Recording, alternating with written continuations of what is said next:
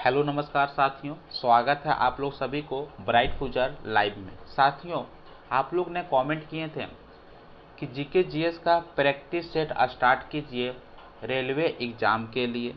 तो आज से हम लोग स्टार्ट करते हैं जीके जीएस का प्रैक्टिस सेट, जिनमें हिस्ट्री, ज्योग्राफी, पॉलिटिकल, इकोनॉमिक्स और स्टैटिक जीके का क्वेश्चन रहने वाली है।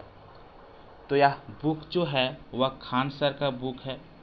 आप लोग जानते होंगे कि खान सर का बुक कितना इम्पोर्टेंट है, क्योंकि खान सर के बुक से क्वेश्चन डायरेक्ट पूछ लिया जाता है एग्ज़ाम में। तो यदि आप मेरे चैनल पे पहली बार जुड़े हैं तो मेरे चैनल को सब्सक्राइब कर लीजिएगा, और यदि आप हर टॉपिक से एक्सपेक्टेड क्वेश्चन देखना चाहते हैं तो जाके देख सकते हैं, प्लेलिस्ट बना दिया गया है। जैसे कि केमिस्ट्री का हर टॉपिक से एक्सपेक्टेड क्वेश्चन को कंप्लीट किया गया है, बायोलॉजी का भी कंप्लीट किया गया है लेकिन उनमें से कुछ टॉपिक बच गया है, और फिजिक्स का स्टार्ट करने वाले हैं एक्सपेक्टेड क्वेश्चन हर टॉपिक से। तो आप मेरे चैनल को प्लीज़ सब्सक्राइब कर लीजिए ठीक इसी तरह से तैयारी करने के लिए। तो आज की क्लास का जो पहला क्वेश्चन है वह है, सिंधु घाटी सभ्यता का प्रमुख बंदरगाह कौन सा था।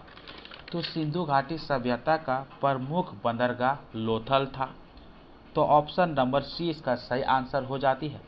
क्वेश्चन पूछ सकता है कि लोथल किस राज्य में स्थित है। तो लोथल गुजरात राज्य में स्थित है, और किस नदी के तट पर स्थित है। तो भगवान नदी के तट पर स्थित है।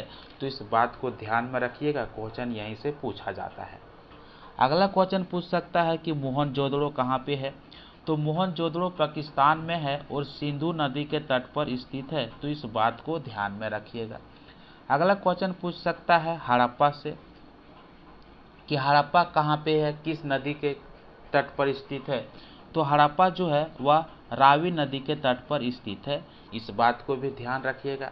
अगला क्वेश्चन पूछ सकता है कि कालीबंगा से कि कालीबंगा किस नदी पर स्थित है और किस राज्य में स्थित है।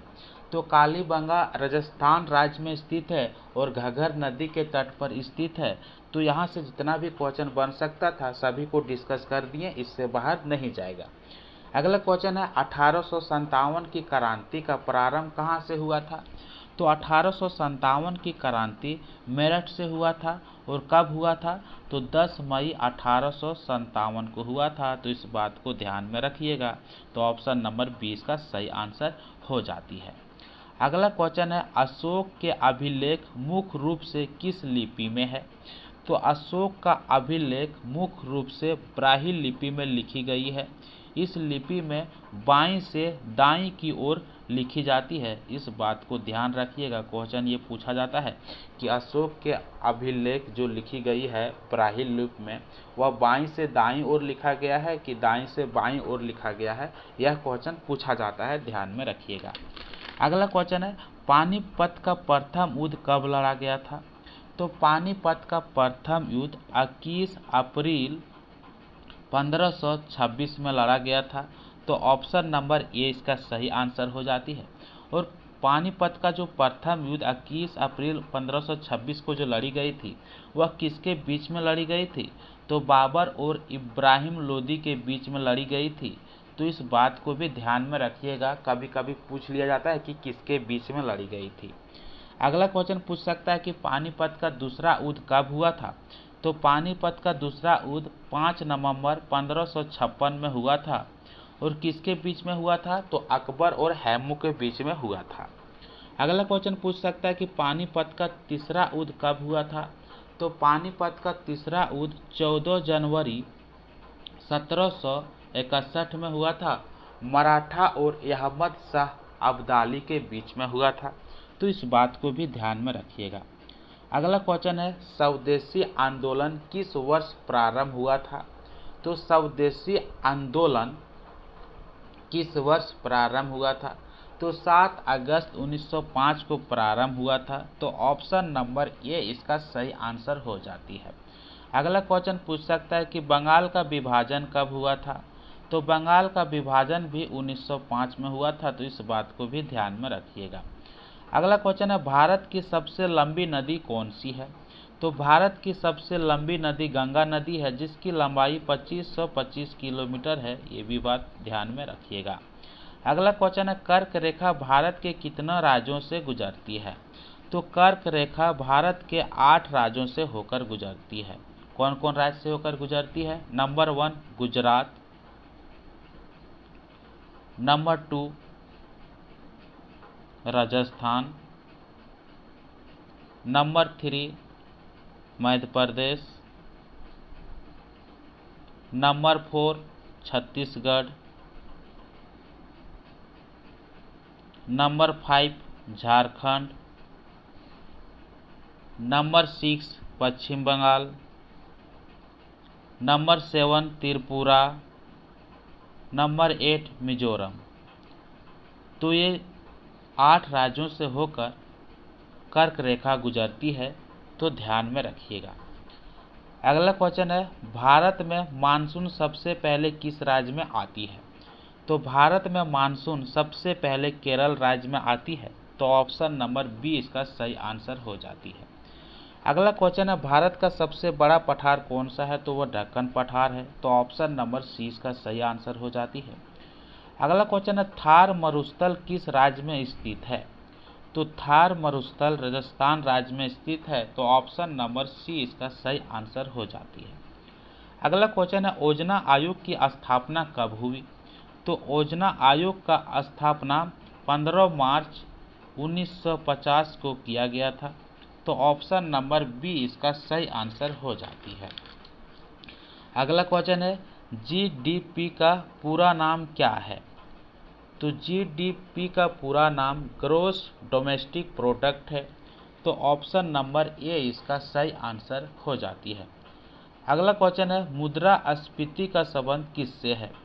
तो मुद्रास्फीति का संबंध कीमतों की वृद्धि से होती है। तो ऑप्शन नंबर सी इसका सही आंसर हो जाती है। अगला क्वेश्चन है, भारत में करेंसी नोट कौन जारी करता है? तो भारत में करेंसी नोट आरबीआई जारी करता है। तो ऑप्शन नंबर बी इसका सही आंसर हो जाती है। अगला क्वेश्चन है 15 नंबर का, पंचवर्षीय योजना किससे संबंधित है? तो पंचवर्षीय योजना आर्थिक विकास से संबंधित है। तो ऑप्शन नंबर सी इसका सही आंसर हो जाती है। तो यदि आप पंचवर्षीय योजना से टॉपिक वाइज कंप्लीट रिवीजन चाहते हैं तो कमेंट करके बताइएगा। अगला क्वेश्चन है, भारतीय संविधान कब लागू हुआ? तो भारतीय संविधान 26 जनवरी 1950 को लागू हुआ था। तो ऑप्शन नंबर बी इसका सही आंसर हो जाती है। अगला क्वेश्चन पूछ सकता है कि भारतीय संविधान को संविधान सभा द्वारा कब अपनाया गया? तो 1949 को अपनाया गया था। इस बात को ध्यान में रखिएगा। लेकिन कब यहाँ पे दिया गया है 2 अक्टूबर 1949, 26 नवंबर 1949। तो 26 नवंबर 1949 को भारतीय संविधान को संविधान सभा द्वारा अपनाया गया था। तो इस बात को ध्यान में रखिएगा। संविधान को बनाने में कितना दिन लगा था? तो 2 साल 11 महीना 18 दिन लगा था। ये बात को भी ध्यान रखिएगा। संविधान सभा का अध्यक्ष कौन था? तो डॉक्टर राजेंद्र प्रसाद था। अगला क्वेश्चन पूछ सकता है कि संविधान सभा का जनक कौन था? तो डॉक्टर BR अम्बेडकर था। तो इस बात को भी ध्यान में रखिएगा। अगला क्वेश्चन है, लोकसभा का कार्यकाल कितना होती है?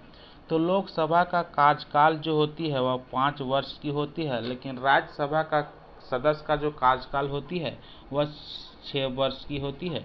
इस बात को भी ध्यान में रखिएगा। अगला क्वेश्चन है, भारतीय संविधान के जनक कौन है?